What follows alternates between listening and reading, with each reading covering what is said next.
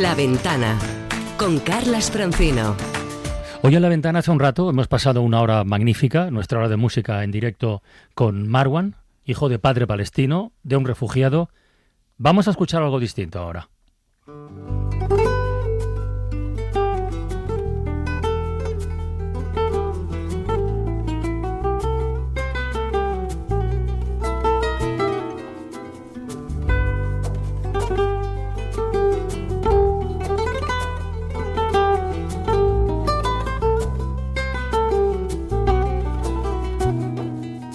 El sol me hizo nacer ante ti, por un segundo existir, para callar tu dolor.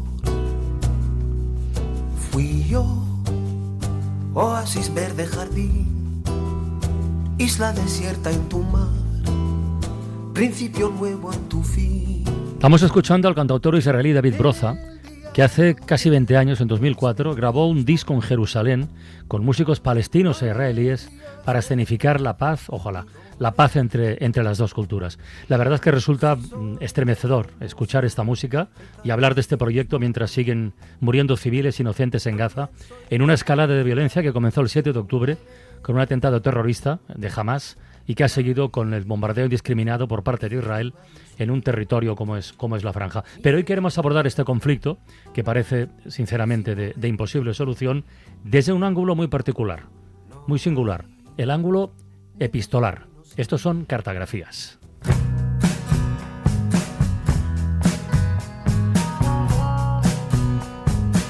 Cartografías. Historias por correspondencia con Laura Piñero.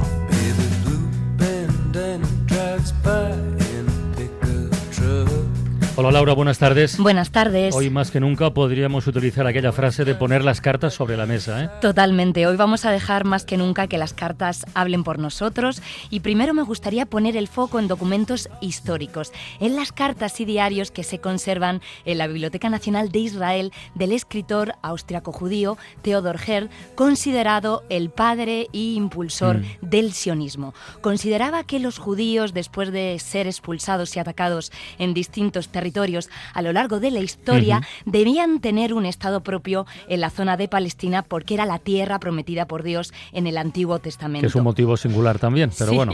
Plasmó sus teorías en un libro y en 1898 se embarcó en un viaje por distintas localizaciones de Oriente Próximo para conseguir apoyos. Fue enviando regularmente cartas a su familia y me ha llamado la atención, Carlas, este escrito que elaboró tras visitar Jerusalén cuando estaba bajo el control del Imperio Otomano. Ya habían comenzado a llegar a la zona los primeros inmigrantes judíos en busca de refugio. Los restos enmohecidos de 2000 años de crueldad, intolerancia y de suciedad se encuentran en las calles hediondas. Si alguna vez conseguimos Jerusalén, y si está dentro de mis posibilidades, primero la limpiaré, retiraré todo lo que no sea sagrado, habilitaré viviendas para los trabajadores fuera de la ciudad, limpiaré los nidos de inmundicia, los destruiré, quemaré las ruinas que no sean sagradas y los bazares los trasladaré a otro lugar, preservando el antiguo estilo de construcción tanto como sea posible. Erigiré una ciudad moderna, conveniente, limpia y funcional alrededor de los lugares sagrados.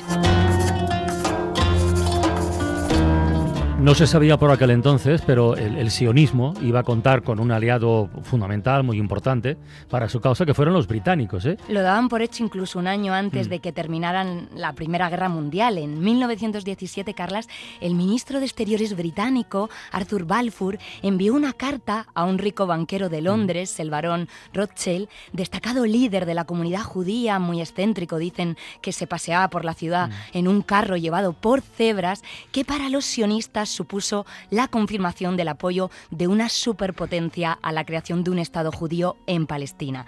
Literalmente marcó un antes y un después en la historia. Las tropas británicas conseguirían terminar con 4 siglos de control otomano en Palestina, asumirían el control del territorio tras la guerra y en 1948 cederían el testigo a Israel.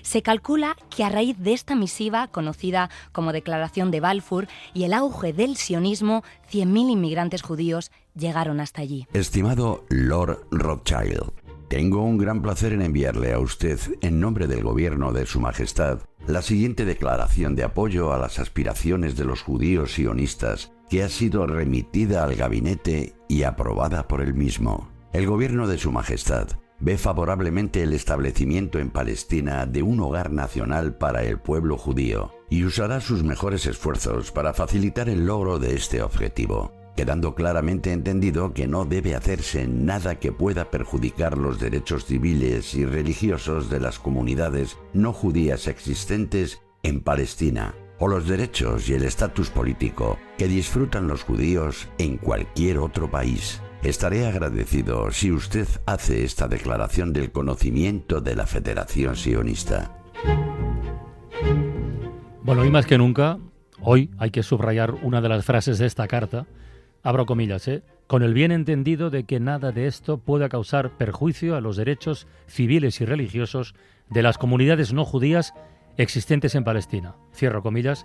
Bueno, esto es lo que se ha incumplido sistemáticamente y estamos o seguimos donde seguimos. En 2017, con motivo del centenario de esta carta, se celebró un encuentro entre autoridades de Israel, Reino Unido y los descendientes de los implicados en el texto. El sobrino bisnieto de Balfour contó que conserva una copia de la carta encima de la chimenea de casa. Aseguró que su familia lamenta la interpretación que se le ha dado y la situación en Palestina.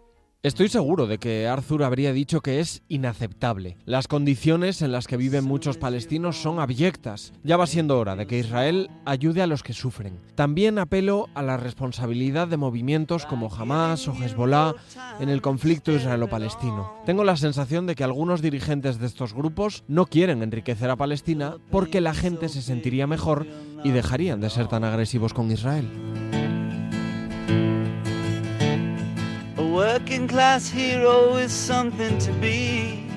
Además, cuando tuvo lugar este encuentro, los dirigentes palestinos protestaron y reclamaron al Reino Unido que pidiera perdón por esta correspondencia, ya que fue fundamental para iniciar los procesos de proclamación del Estado de Israel. Desde el principio, cristianos y musulmanes locales de Palestina, que constituían gran parte de la población, rechazaron, como no, la carta, tal y como refleja este texto de 1918, firmado por 100 notables de la comunidad musulmana cristiana que comenzaban a sentirse amenazados ante las pretensiones judías. Cuando las palabras no fueron suficientes, estalló el conflicto. Pretenden con voz abierta que Palestina, que es la tierra santa de nuestros padres y el cementerio de nuestros antepasados, que ha sido habitada por los árabes desde hace mucho tiempo, que la amaron y murieron en su defensa, es ahora un hogar nacional para ellos. Nosotros, los árabes, musulmanes y cristianos, siempre hemos simpatizado profundamente con los judíos perseguidos y sus desgracias en otros países, pero hay una gran diferencia entre esa simpatía y la aceptación de esa nación. My love said to me, my mother won't mind. Es muy importante recordar detalles de estos inicios, fue a través de cartas, de documentos, porque el resto de la historia, trágica historia, ya la conocemos, ¿no? En mitad de estas tensiones, en fin, y con la diáspora judía de la Segunda Guerra Mundial, la ONU aprobó un plan para la partición de Palestina. El establecimiento del Estado de Israel en el año 1948 provocó el desplazamiento de millones de palestinos, bueno, y un conflicto que dura desde hace muchas décadas, con miles de víctimas inocentes israelíes y palestinas más, pero bueno, de los dos lados. Sí, en las cartas Desastre. leemos todas estas fases. Me ha sorprendido encontrar una carta que le manda Albert Einstein al líder de un grupo sionista paramilitar que buscaba su apoyo mediático. El grupo armado, un mes antes de que Israel declarara la independencia, había asesinado a más de un centenar de civiles árabes palestinos en una aldea de Jerusalén, incluyendo a mujeres y niños. La masacre fue condenada por parte de la comunidad judía y por figuras como Einstein, que, aunque había defendido públicamente la creación de una patria judía, no quería ser parte de un genocidio. Muy señor mío, cuando una catástrofe real y final nos sobreviniera en Palestina, los primeros responsables de ella serían los británicos y los segundos responsables de ella, las organizaciones terroristas construidas a partir de nuestras propias filas.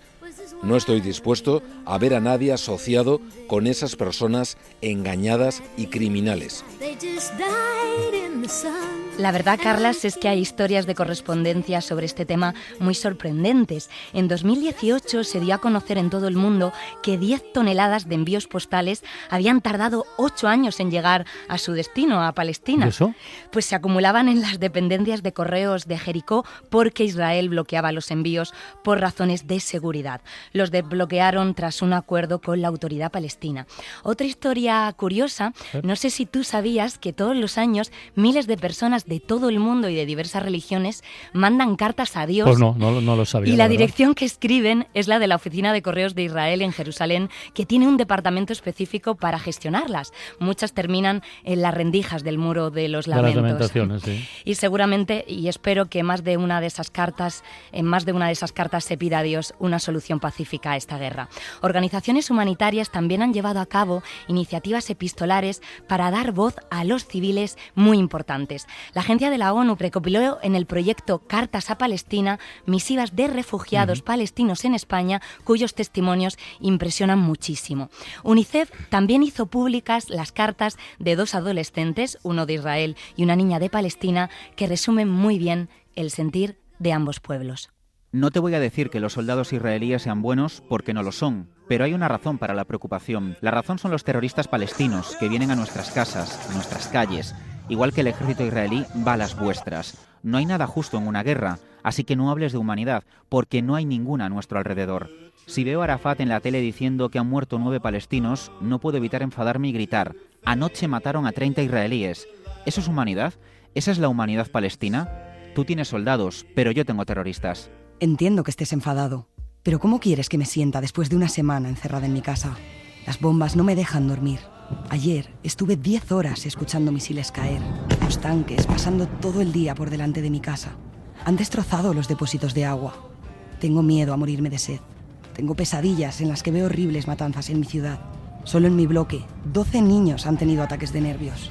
Zohar, tú vives en el paraíso comparado conmigo.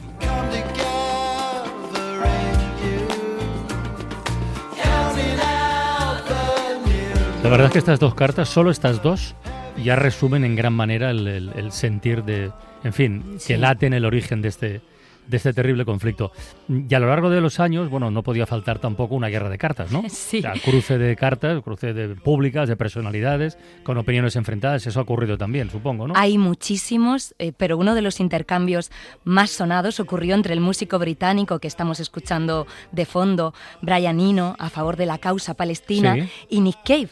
Eno forma parte de un movimiento que promueve el boicot cultural a Israel y le pidió a Nick, como había hecho con otros artistas, que suspendiera sus conciertos en Israel. Él se negó y decidió publicar la carta que había enviado al músico al que admira profundamente. No apoyo al actual gobierno de Israel, pero no acepto que mi decisión de jugar en el país sea algún tipo de apoyo tácito a las políticas de ese gobierno. Tampoco apruebo las atrocidades que usted ha descrito ni las ignoro. He realizado una cantidad considerable de trabajo para Palestina a través de la Fundación Hoping, recaudando personalmente alrededor de 150.000 libras para los niños de Palestina, así que en cierto sentido ya he jugado del otro lado. Pero tampoco apoyo el movimiento de boicot cultural a Israel, es cobarde y vergonzoso. Es que una cosa no quita la otra. Exacto. Es que llevamos tantos días repitiéndolo. Están circulando por la red muchísimas cartas de colectivos en apoyo a Israel o a Palestina. Celebridades de Hollywood han denunciado la presión que sienten para manifestarse rápidamente y por posicionarse, ¿no? Porque además esto puede salir muy caro. En Harvard, no sé si lo has leído, pero se ha liado una muy gorda porque 30 organizaciones estudiantiles firmaron una carta de apoyo a Palestina que, según sus detractores, no condenaban con la suficiente contundencia el atentado de Hamás. Los datos personales de los firmantes, que querían permanecer anónimos, se filtraron. Tanto ellos como sus familias han recibido amenazas. Un millonario israelí ha anunciado que deja de apoyar a la universidad por las opiniones de estos estudiantes. Aquí en España, Serrat ha tenido que desmentir una carta que circulaba por internet, supuestamente de su autoría, dirigida a los palestinos. Cuidado con las cartas falsas, también hay otra de Mandela que no firmó él, es una recreación de un periodista. Y ahora mismo, Carlas, no tenemos información sobre cómo funciona el servicio postal en la Franja de Gaza. Pero lo podemos imaginar, ¿no? En otros momentos se ha cortado el servicio, pero diversos ciudadanos han ido mandando cartas digitales cuando tienen conexión para relatar lo que viven dentro. Yo creo que en el futuro estarán en los libros de historia para dar cuenta de esta tragedia, pero la revista Protian las está recopilando en su página web. Esta la firma una escritora desde allí. Con una voz teñida de miedo y anticipación, mi hija me dice: ojalá pudiéramos volver a la época anterior al domingo, antes de que comenzara la nueva guerra en Gaza. Pero mi conexión con este lugar es profunda. Abandonar Gaza es como arrancar el alma de su cuerpo. Cada vez que el sonido de las bombas se amplifica en la distancia, trato de animar y recordar a mis hijos que nuestra situación es similar a la de otras familias que residen en otros pisos del edificio. Los bombardeos no han cesado. En esta guerra estás constantemente aprendiendo y experimentando nuevas realidades. La mañana del miércoles 11 de octubre descubrí que nos habíamos quedado sin agua potable. A medida que se acercaba el bombardeo, salir del edificio se había vuelto peligroso. Me apresuré al 5º piso, sin aliento. La voz preocupada de mi hija me siguió, preocupada por el riesgo de metralla de los ataques cercanos. Cuando llegué al apartamento de mi vecino, giré tentativamente la manija y, para mi inmenso alivio, la puerta se abrió. Corrí hacia el refrigerador, lo abrí con entusiasmo y descubrí varias botellas de agua dentro. Me senté en el suelo de la sala de guardia, esta vez con un atisbo de optimismo. No estoy segura de cuánto durará esta guerra, pero espero que termine tan abruptamente como comenzó.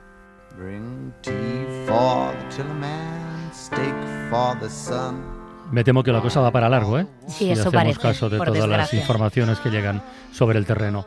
Hemos empezado y vamos a terminar con música, con una canción de Jorge Drexler, que es hijo de un refugiado judío alemán y de madre cristiana, una canción que aborda de alguna forma también el conflicto palestino-israelí.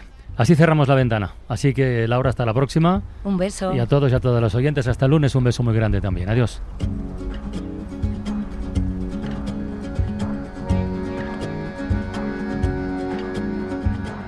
Por cada muro un lamento, en Jerusalén, la dorada, y 1000 vidas malgastadas por cada mandamiento. Yo soy polvo de tu viento, y aunque sangro de tu herida, y cada piedra querida guarda mi amor más profundo. No hay una piedra en el mundo que valga lo que una vida. Yo soy un moro judío que vive con los cristianos. No sé qué Dios es el mío, ni cuáles son mis hermanos. No sé qué Dios es el mío, ni cuáles son mis hermanos.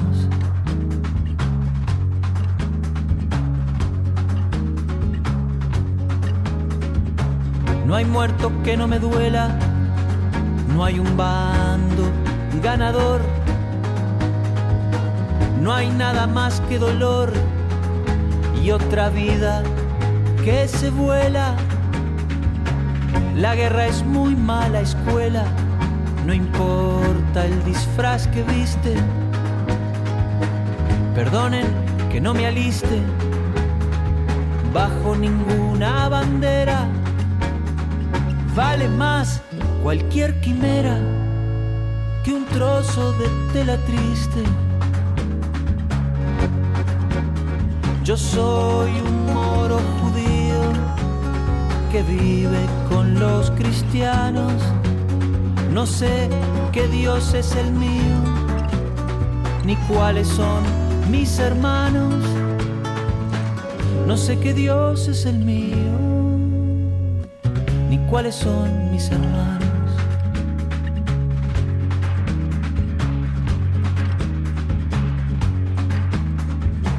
Y a nadie le di permiso para matar en mi nombre.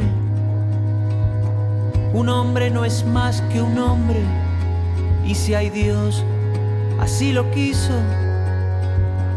El mismo suelo que piso seguirá yo me habré ido, rumbo también del olvido. No hay doctrina que no vaya y no hay pueblo que no se haya creído el pueblo elegido. Yo soy un moro judío que vive con los cristianos, no sé qué Dios es el mío, ni cuáles son mis hermanos, no sé qué Dios es el mío, ni cuáles son mis hermanos. Yo soy un moro judío que vive con los cristianos.